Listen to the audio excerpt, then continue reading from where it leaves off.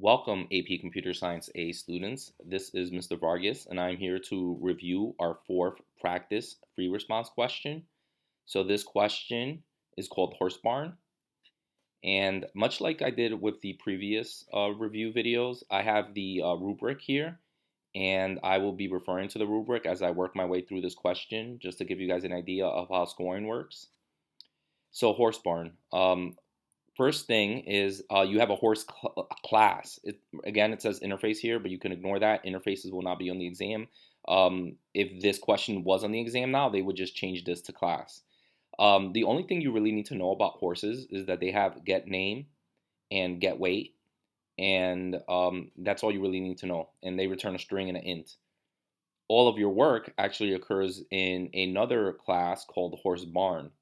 HorseBarn has an array of horses called spaces, right? That's what this line is creating. And then it has two methods that are blank, right? Because this is your question. This is basically your work. This is the whole free response. You have to write these two methods. So let's focus on the first one, right? It's called find horse space, and it takes in a string. And what this one does is the string is a horse name. So it will look through the array of horses and see if there's a horse with that name. And if there is a horse with that name, it returns its location. That's why trigger returns a 0. If it's not in there, right? For example, Coco, there's no Coco in here, it returns a -1. So that's basically what you have to do for the first question. You have to write the method called find horse space. So let's go code that. And so this is a search. So you're searching for something. You'll find a lot of these questions are either you're searching or you're counting. So if you kind of get the idea of the structure of those two algorithms, then you can answer like almost any question. And if you can't fully answer it, you can set it up enough to get a lot of the points. And you'll see why in a second as I start to construct this. So we're searching through through the horse array. Again, the horse array is named spaces. So we're going to create a method, not a method, a loop, right? Because we want to go one by one through every location inside of spaces. So now arrays always start at location 0. We want the loop to keep on repeating as long as I is less than spaces dot length. All right, don't forget it's less than. Why is it less than? Because length starts counting. Like if you have 10 horses, length is 10, but the locations of the last horse is 9 because locations or indexes start at 0. So that's why it's less than. This is important because you put a little equal right there and now you lost a point. If you look at the rubric, right? Like if you look at the rubric, whenever there's loops, they always have no bounds errors. Access all entries in the space, no bound errors. So you have to make sure that it's so you got to think about that. Usually it's just less than. So, and then the loop goes up by 1, right? So, we have an error because this is going to have a return. So return, I'll just put return 0 for now. I'll change that later. So in this loop, we want to see if a space if the name of the horse at space I is the same as this name that was passed in to find horse space. So basically, trigger, is the horse at location 0 trigger? Is the horse at location 1 equal to trigger? So that's basically what it's doing. So that's an if. So when you're checking to see if something is true, then it's an if. Sometimes I find that it helps to kind of say out loud what you need to do. And whenever you see yourself saying, if you see yourself saying if, then you know you need an if. If you say, oh, check each spot, then you know you need a loop. All right. So if the horse at location I, so the horses are in an array called spaces. So spaces I, right? So remember, I starts at 0, so it's going to check spaces 0. Then, so remember, this is spaces. So it's going to check spaces 0, then spaces 1, and so forth. So if spaces I is equal, oh, actually, you got to be careful right here. If spaces I, so remember, spaces I is a horse, right? And horses are not strings. Horses are objects. If you want to get a horse's name, you got to call the horse's get name method. And I think this is a tricky thing for some of you guys. But yeah, so you can call methods on an item in the array as long as the array is of a object that has methods. So if it was an array of ints, then you really couldn't do like call a method. But anyway, so all horses have a get name method. So get name. So if the horse at space 0, we get its name. If it's equal to name, then we found it. Now, again, another really common error, equals equals. A lot of you guys will do this. This only works for integers, doubles, booleans. They're basically called primitives. So when you're dealing with strings, you need to use dot equals. So dot equals name. All right, and this again is another important thing. If you look at the rubric, checks for name equality between array elements and parameter. Must use string equality check. That's what this is talking about. So that's 1 point right there. This right here is, so right now we have 2 of the 4 points. So we have half the points for having this loop, and then for doing this line right here that will check every name and see if it's equal to names. All right. If the name is equal, right? So then we found it. We're good. We can return the location. So all you got to do is return I. Remember, I has all of the locations. If this is ever true, that means we have found the location where, and I think I'm missing a parentheses over here. Then we have found the location of the horse. Now, remember what it does if you don't find the location. It's supposed to return -1. So the way for loops work, it'll go through this. If it ever finds anything, it does return I, and then the loop terminates. But just in case, or if it never finds it, then this for loop is done, and then it hits this return statement. And let's just change this to -1, because that's what the code says. It says returns a -1 if no horse is found. So right now, this looks pretty good. And let's run it, because we're gonna run into an issue that might be that like you have to really think about to understand why. So let's call our horse runner. So if you horse runner is just creates the new array of horses, and then we're looking for trigger, silver, and cocoa. All right, so let's run it. Horse runner, and we get an error. Null pointer exception. So why are we getting an error? Well, think about what this is doing. This is getting it's calling the get name method on the horse at location I. All right, but there's a problem. Let me see, where's my question? The problem is that when you get to location 1, is there a horse there? No, it's null. So you're trying to call the get name method on null, right? Because when you get to location spaces 0 is null. You can't do null.getName. So that causes an error. So to get past that error, we're going to do spaces I not equal to null. And then an and. All right. So what this is going to do is, remember, the code inside the if only occurs if this is true. And you know what? There's something else I want to add. If you have an if that has multiple expressions combined with ands, as soon as the first one is false, it doesn't do the second one. So this is what's actually causing the error. But by doing spaces I does not equal to null, it's you're basically, you could actually do this with another if, but basically if it's null, it doesn't even check this. The if statement just terminates and then it goes to the next I.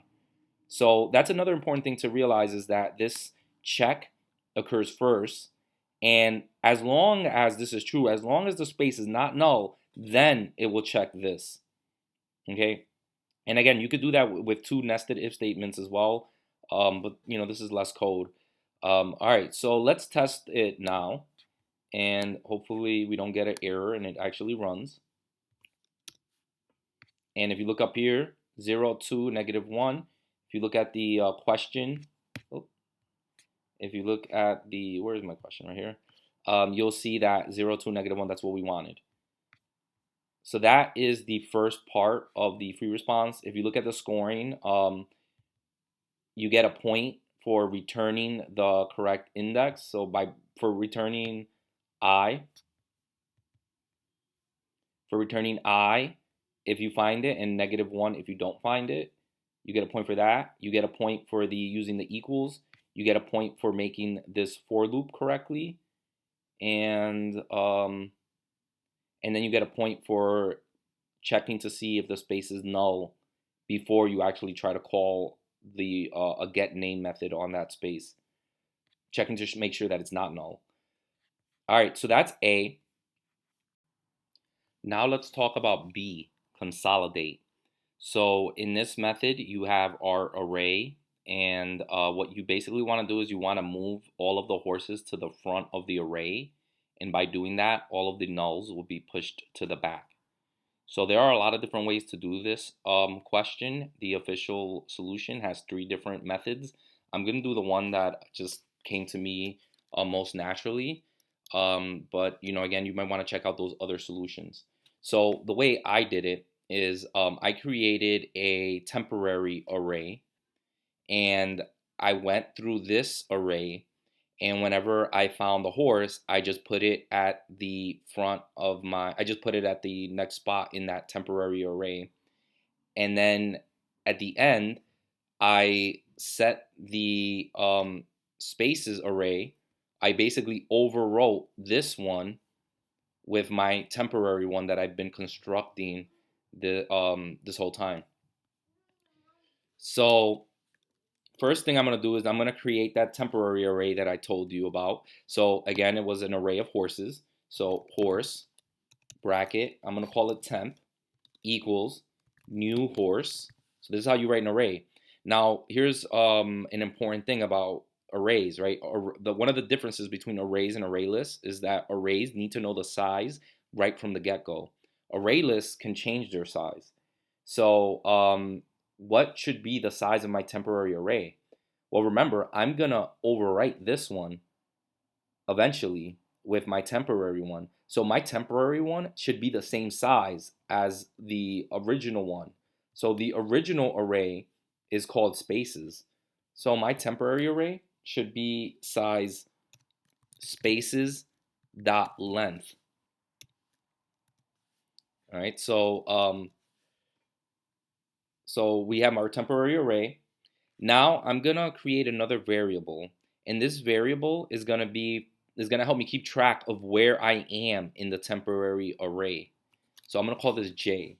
So int J equals 0. All right, so I have a temporary array, and I have a variable to help me keep track of where I am. And every time I put in a new horse inside temp, I'm gonna increase J so that I'm at the next spot. All right, so now our loop. So for, and again, so the structure very similar, right? I, again, less than, just like in the first one, spaces dot length, and then I plus plus. So this is my for loop. And now I'm checking. Before I was checking to see if a horse was a certain name. Now I'm just checking to see if the location it has a horse in it, or more specifically, is the location empty. So if spaces, if spaces I, so we're starting at 0. So we're checking, is there a horse at 0, right? If spaces I is not equal to null. If it's not equal to null, that means there's a horse there, because there's only two possible choices. Your possible choices are, let me just do auto layout. Your possible choices are there's a horse or it's null. So if the space is not null, that means we found the horse in spaces I. So that means we need to change, we need to set temp to the first location in temp to this horse. So we're going to do temp J. Now remember, I created J to help me keep track of where I am inside of temp. So temp J is going to equal spaces I. All right, so I is counting through every location in spaces. J is helping me keep track of where I'm at in the temporary array. Now, as soon as you put something in the temporary array, we want J to move over. So then you do J plus plus. So, you know, when you find a horse at the first location, right, you find trigger at the first location. So then it'll be temp 0 gets set to trigger, and then J becomes 1. All right, and then I becomes 1, and it checks, is spaces I not equal to null? And that's false. Spaces 1 is equal to null. So so it doesn't do anything in here. The loop starts again. I becomes 2. Is spaces 2, is that not equal to null? Yeah, that's true. It is not equal to null because there's something there. So then we go in here, and now J, remember J hasn't changed. Even though I became 2, J is still at 1. So now we do temp 1 equals spaces 2. So this horse gets put into this location. So this right here will, every time, this basically is it. This is the bulk of the program. There's only one thing left to do, right? After this for loop is done, right? It's gone through every location in spaces and has assigned it to temp whenever a horse was found. Now the last step is to overwrite spaces. So spaces is equal to temp. So what this does is it takes the new array that's been consolidated and then stores it in temp, and then that's it. You're done. So let's just double check that, run it, make sure it works.